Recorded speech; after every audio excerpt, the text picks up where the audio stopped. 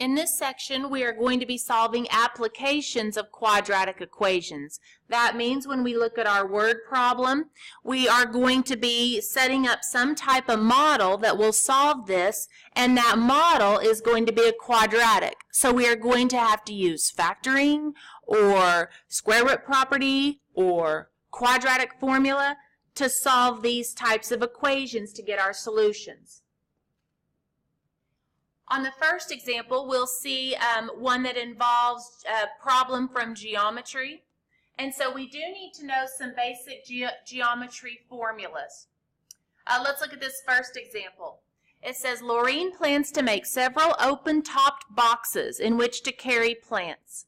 She makes the boxes from rectangular sheets of cardboard from which she cuts out 6-inch squares from each corner. She's cutting these squares out from each of the corners. Okay? Then it says the length of the original piece of cardboard is 12 inches more than the width.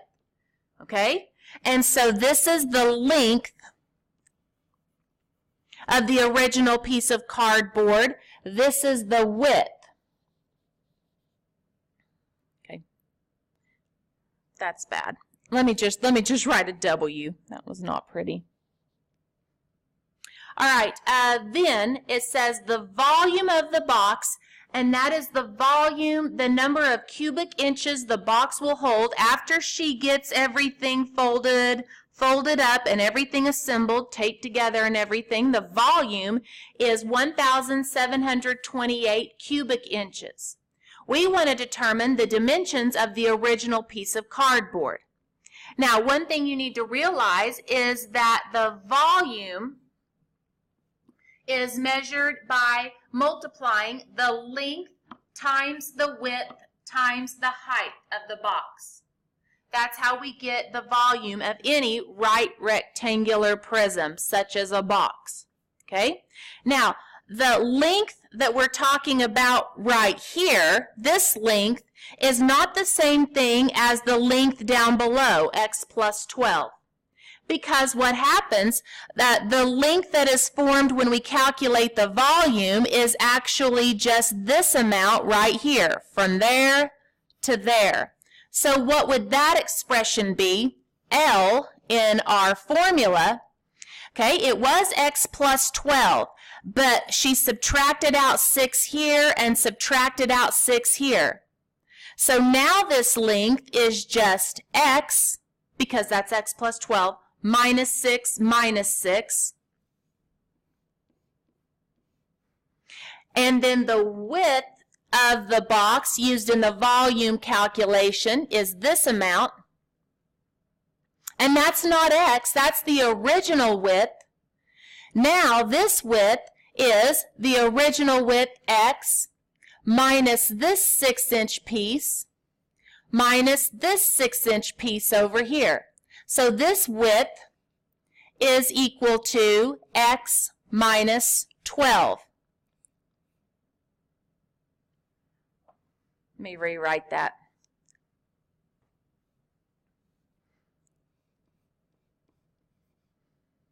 Not much better, but a little bit. Okay? So that's the width that they're talking about when they say the width of the box in relationship to this volume. It's the x minus 12.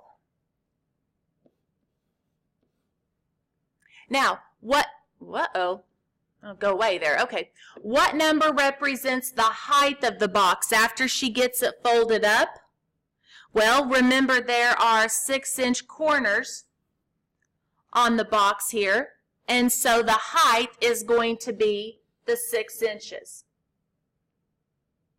Now, from our problem, it told us that the volume of the box is 1,728. If we solve this equation for x, what we're going to be getting is the original width. And that's somewhat what we want. That's part of what we want. We want the dimensions of the original piece of cardboard. So let's use our algebra techniques to solve this quadratic equation. First of all, I'm going to clean up the right-hand side a little bit. So I've got 1,728 equals, let me go ahead and multiply the 6 and the x together and just bring down the x minus 12. Now in the next step, I'll run the 6x through to each of these terms, and that'll give us 6x squared minus 72x. Now in any quadratic equation, I want to get everything on one side and then equals 0. So I'm going to subtract 1,728 from both sides. So I have 0 equals 6x squared minus 72x minus 1,728. Okay, you could put these numbers as is in your quadratic formula. A would be 6, B would be negative 72, C would be negative 1,728, but I don't suggest you do that because I would like for us to make life a little easier on ourselves if at all possible. Are all these numbers divisible by, hopefully, 6? I know they're divisible by 2. With a little inspection, I can see they're divisible by 3. So it would be divisible by 2 and 3 by 6. I'm going to divide everything through by 6. And that gives me 0 divided by 6 is 0. Here the 6's reduced, just leaving us with x squared. 6 will go into 72 12 times. So I'm going to have minus 12x. And then negative 1,728 divided by 6 is negative 288. That looks a little better. You could put this in your quadratic formula where A is 1, B would be negative 12, C would be negative 288. But I'm going to try to factor this if at all possible. To get this thing factored, I'm looking for the two numbers that multiply together to give me a negative 288, but at the same time they combine together to give us a negative 12. So here I'm going to start listing out some of the factors of 288, and this is where you jump on your calculator and you take 288 divided by, 4, okay? But that combination with the quotient won't add together to give you negative 12. Eventually you find what happens here is that a negative 24 with a positive 12, those are the two numbers that multiply together to give you negative 288, but add together to give you negative 12. They combine to give you negative 12. So we'll put those numbers in, x minus 24 and x plus 12.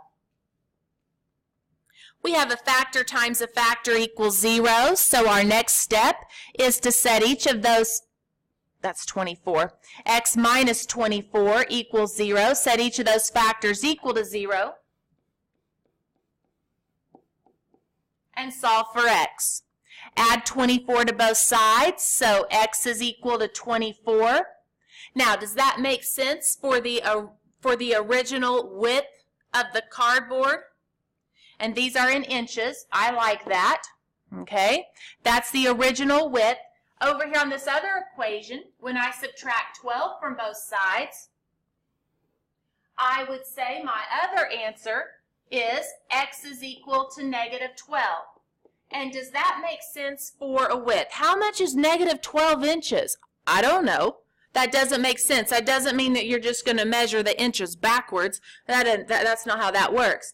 So sometimes you have a solution to the quadratic equation that is your model, but it doesn't make sense with your real world problem. So you toss it out. The negative answer is not going to work for us. I can't have a negative 12 inches as the width of my original cardboard. Okay?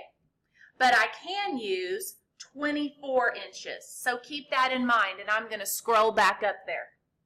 so we can look at our figure. We found that X was equal to 24 inches, okay, and that is our original width. And so the original length is going to be 24 plus 12,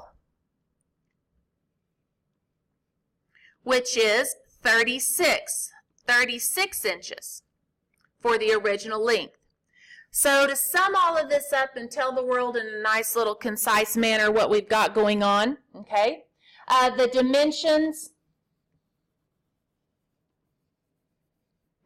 of the original cardboard is 24 inches by 36 inches. That was the original width. That was the original length.